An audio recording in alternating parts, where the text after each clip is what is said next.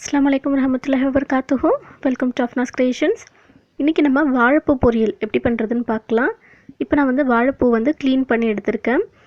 இதுக்குள்ளே ஒரு குச்சி மாதிரி ஒரு இதுவும், அதுக்கப்புறமா பிளாஸ்டிக் மாதிரி ஒரு பெட்டல் இருக்கும் குட்டியாக, அதுவும் எடுத்துகிட்டு க்ளீன் பண்ணி இந்த மாதிரி நல்லா குட்டி குட்டியாக கட் பண்ணி எடுத்துக்கலாம். எடுத்ததுக்கப்புறமா கொஞ்சமாக கல் உப்பு சேர்த்து மிக்ஸ் பண்ணிவிட்டு ஒரு 5 மினிட்ஸ் அப்படியே விட்டுருங்க. 5 மினிட்ஸ்க்கு அப்புறம் நல்லா இந்த மாதிரி பிசைஞ்சிக்கணும். நல்லா இந்த மாதிரி பிசைஞ்சிக்கோங்க. அப்போ தான் அந்த வாழைப்பூவில் இருக்கிற துவர்ப்பெல்லாம் வெளியில் வர ஆரம்பிக்கும்.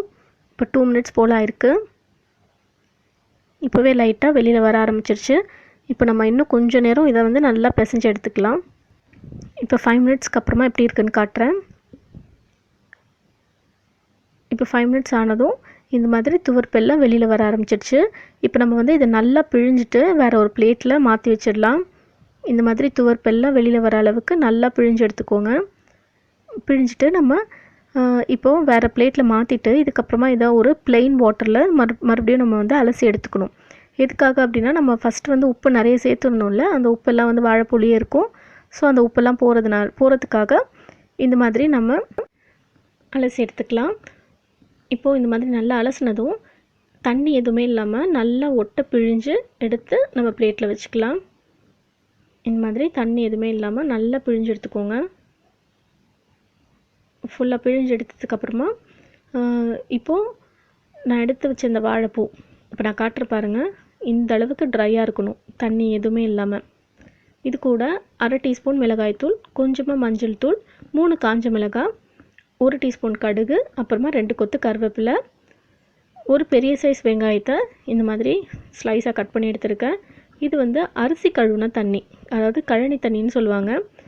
நம்ம அரிசி சாதம் வடிக்கிறதுக்கு அரிசி கழுவோம்ல, அந்த தண்ணி. இப்போது ஒரு கடாயில் கொஞ்சமாக எண்ணெய் சேர்த்துட்டு அது கூட கடுகு, காஞ்ச மிளகாய், கருவேப்பிலை, அப்புறம் எடுத்து வச்சுருந்த வெங்காயம் எல்லாத்தையும் சேர்த்து நல்லா வதக்கிக்கலாம். வெங்காயம் வதக்கும் போது கொஞ்சமாக உப்பு சேர்த்துக்கோங்க. அப்போ சீக்கிரமாக வெங்காயம் நல்லா வதங்கிடும்.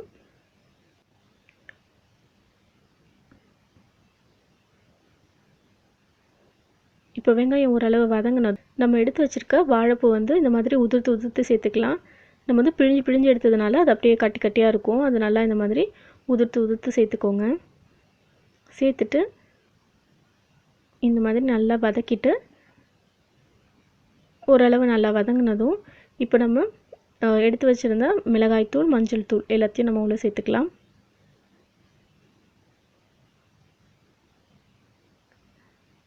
நீங்கள் மஞ்சள் தூள், மிளகாய்த்தூள் வேண்டாம் அப்படின்னா நீங்கள் ஸ்கிப் கூட பண்ணிக்கலாம். இப்போ நம்ம எடுத்து வச்சுருந்த கழனி தண்ணி இதை உள்ளே சேர்த்துட்டு நம்மளுக்கு எவ்வளோ தேவையோ, அந்த வாழைப்பூ சீக்கிரமாக வதங்கிடும். ஸோ கொஞ்சமாக கழனி தண்ணி சேர்த்தாலே போதும். உங்களுக்கு தேவை எவ்வளோ படுதோ அந்த அளவுக்கு நீங்கள் கழனி தண்ணி சேர்த்துக்கோங்க.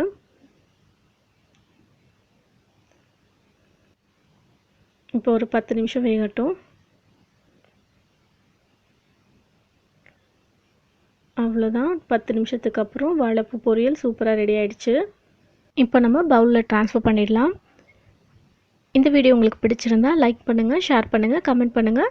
மறக்காமல் நம்ம அஃப்னாஸ் கிரியேஷன் சேனலை சப்ஸ்கிரைப் பண்ணிவிட்டு அப்படியே பக்கத்தில் இருக்கிற பெல் ஐக்கானை கிளிக் பண்ணிக்கோங்க. அப்போ தான் அடுத்தடுத்து போடுற வீடியோஸ் எல்லாம் நோட்டிஃபிகேஷனில் வரும். அஸ்ஸலாமு அலைக்கும் வரஹ்மத்துல்லாஹி வபரகாத்துஹு.